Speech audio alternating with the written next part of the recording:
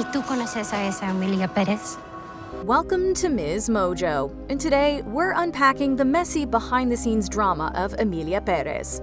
What would you like to know about it, madam? I want to know it all. What is the protocol? Shakespeare in Love, Green Book, Crash. These are just a few Oscar-winning films that have demonstrated a disconnect between the Academy and self-proclaimed cinephiles. Look at me. You embarrass me. You embarrass yourself. The films mentioned above might as well be Saving Private Ryan, Black Panther, and Brokeback Mountain compared to Emilia Pérez, possibly the most contentious Best Picture contender ever.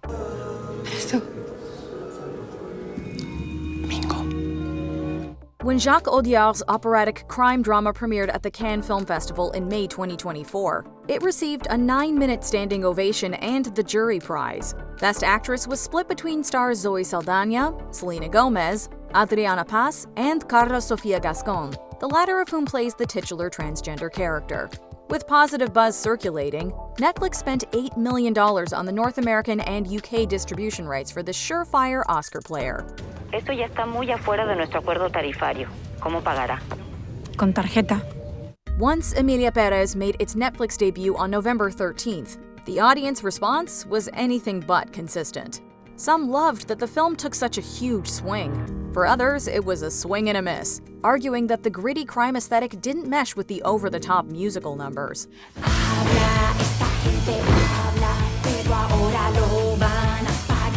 Fans countered that the movie is about a woman transitioning, trapped between her violent old life and the more hopeful one she's trying to build. It makes sense that the film would blend polar opposite genres with music completing a story right out of a telenovela. Medio papá, medio tía, medio rica, medio pobre, medio jefe, medio reina. Even if you were on board with the premise, the execution proved divisive. The response to Camille's original songs ranged from catchy to forgettable to seriously? Tiempo más, les lameré las botas. ¿Cuánto tiempo más? Estaré mi talento. ¿Cuánto tiempo más? Me haré para nada. While songs like El Mal and Mi Camino achieved numerous accolades, film Twitter targeted La Vaginoplastia. In this infamous number, Saldana's Rita visits a hospital where multiple gender-affirming surgeries take place, at the same time, in one room. Mammoplasty, Yes.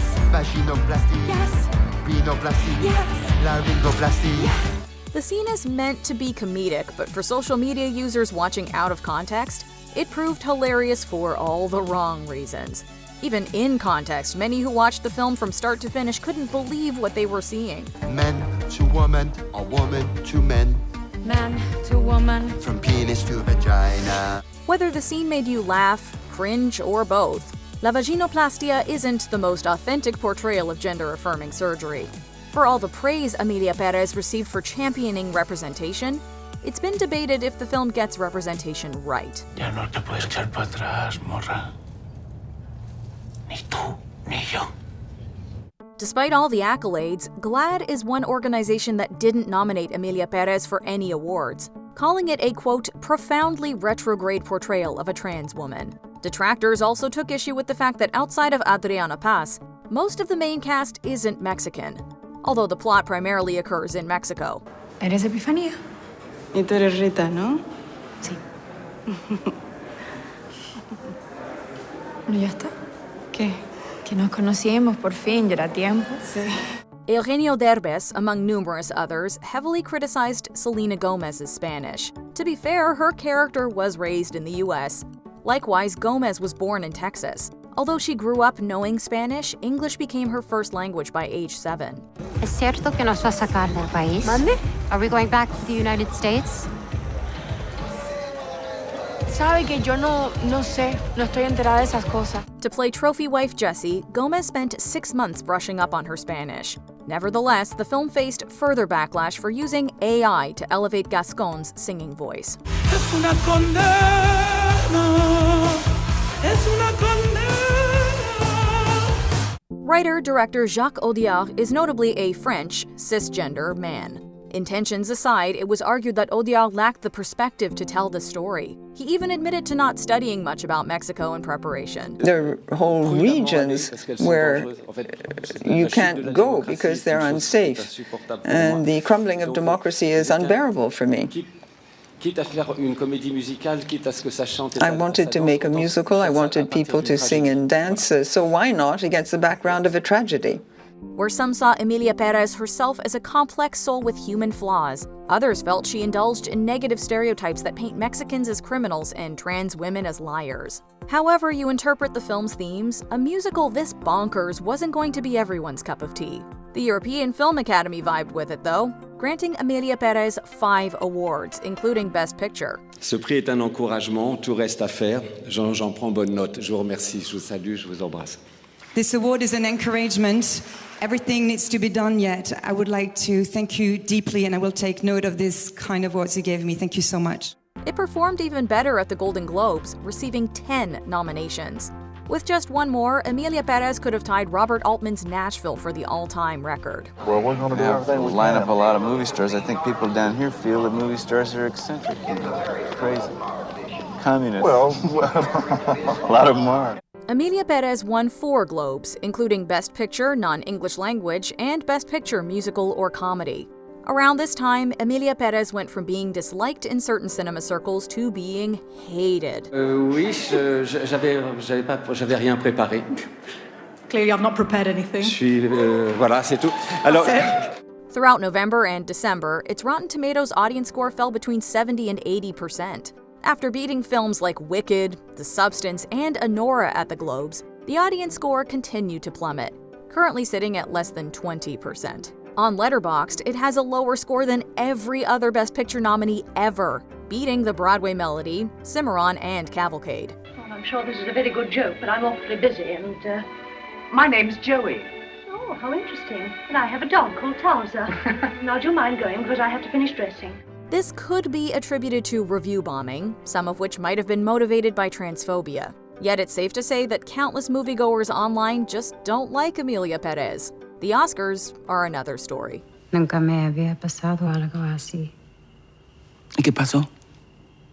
On January 23, 2025, Emilia Pérez led the Best Picture nominees with 13 bids overall. Had Gomez gotten into Best Supporting Actress with Saldana as some predicted, it would have tied All About Eve, Titanic, and La La Land as the most nominated film in Oscar history. It's an honor to be a part of such a powerful movie, but to be acknowledged as a part of that story being necessary is such a compliment. It was a dream come true. We were not expecting it. Yeah. Emilia Pérez did surpass Roma and Crouching Tiger, Hidden Dragon as the most nominated non-English language film ever. Most notably, Gascon became the first openly transgender person nominated in an acting category. Although Gascon's nomination is a milestone, it sadly hasn't been without controversy. While it was always likely that her nomination would ignite an uproar from far-right outlets, nobody was prepared for Gascon's social media history to become the messiest chapter in this exhausting award season. No vine a mirar en tu mirada, la sorpresa más grande de tu vida. Es ella, no es ella, sí es ella. Gascon was already under fire for comments she made about fellow Best Picture nominee I'm Still Here and Best Actress nominee Fernanda Torres. In an interview, Gascon implied that people were, quote, working with Torres to tear her and Emilia Pérez down. Yo en ningún momento me habrá visto alguien hablando mal de Fernanda Torres o de la película de Fernanda Torres. Pero en cambio, si veo a muchos personas que trabajan en el ambiente de Fernanda Torres que hablan mal de mí y de Emilia Pérez. Gascon later praised Torres, apologizing for suggesting she was connected to any online toxicity. While you could argue that Gascon misspoke, it's harder to look past her posts on social media. Y sí, pienso en ello. Y me arrepiento de muchas cosas. Following the Oscar nominations, journalist Sarah Hoggy and various others shared screenshots of Gascon's old posts, which were deemed offensive to multiple races, religions, and communities. People were especially appalled by her insensitive comments about George Floyd after his murder. Gascon deleted these tweets and deactivated her X account, but the damage was done. ¿Qué van a hacer conmigo? Recuperar la lana que me robaste. Y luego. When asked about her co-star's comments, Saldana didn't denounce Gascón, but said the whole situation, quote, makes me really sad. In addition to apologizing in a statement via Netflix, Gascón participated in a CNN Español interview. Gascón claims that some viral tweets were fabricated, including one where she allegedly called Gomez a, quote, rich rat. Yet Gascón owned up to others concerning Hitler, Muslims, and black slaves. At the same time, Gascón asserted that she was, quote, not racist, feeling she'd been, quote, crucified and stoned without a trial. Ni soy racista, ni soy nada de lo que toda esta gente se ha encargado de intentar hacer creer a los demás que yo soy. Con lo cual, como yo no tengo nada que ocultar, por eso estoy aquí hablando contigo ahora mismo.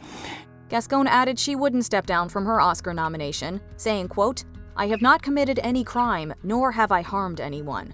The Academy seems unlikely to rescind Gascón's nomination, although this controversy may hurt the film's Oscar chances. No tengo por qué renunciar. Quien quiera apartarme porque piense que tal, yo solamente le pido que sea de verdad justamente y probando absolutamente que yo he escrito algo con un sentido para hacer daño o que es con un sentido porque yo soy de la manera que están diciendo. Gascón finds it suspicious that these tweets resurfaced as Academy members are marking their ballots.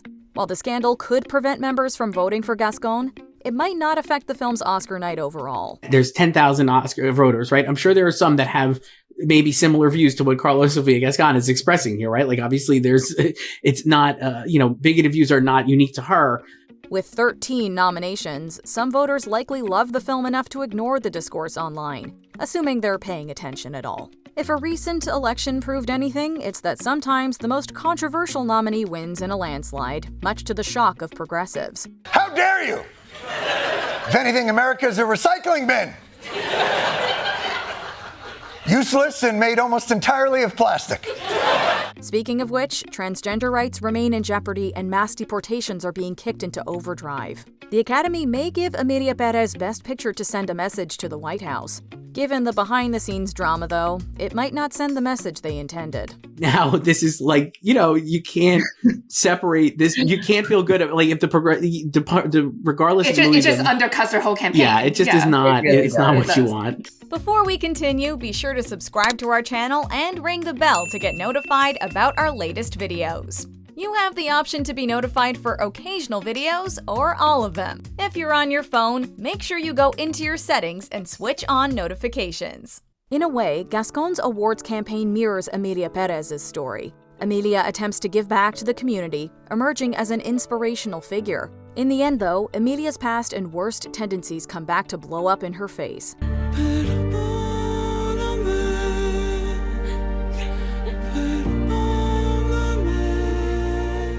Like Emilia, Gascón isn't perfect. As much as some would like to celebrate her landmark nomination, the controversy has cast a shadow over it. That's not to say Gascón's achievement should be disregarded, but neither should her comments. Lo hubieras pensado antes. ¿Qué crees? ¿Que puedes manipular a la gente a tu antojo? Eso era en otra vida. Ahora ya no es lo mismo.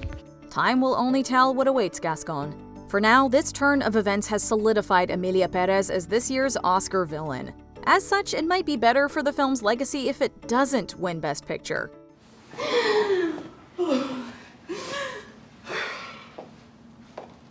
Discúlpeme, quizá fui demasiado brusca. What are your thoughts on Emilia Pérez and its behind-the-scenes drama? Share your thoughts in the comments, but please keep it civil. ¿Viene con nosotros? No, gracias. Yo mejor me quedo atrás. Check out this other recent clip from MsMojo. And be sure to subscribe and ring the bell to be notified about our latest videos.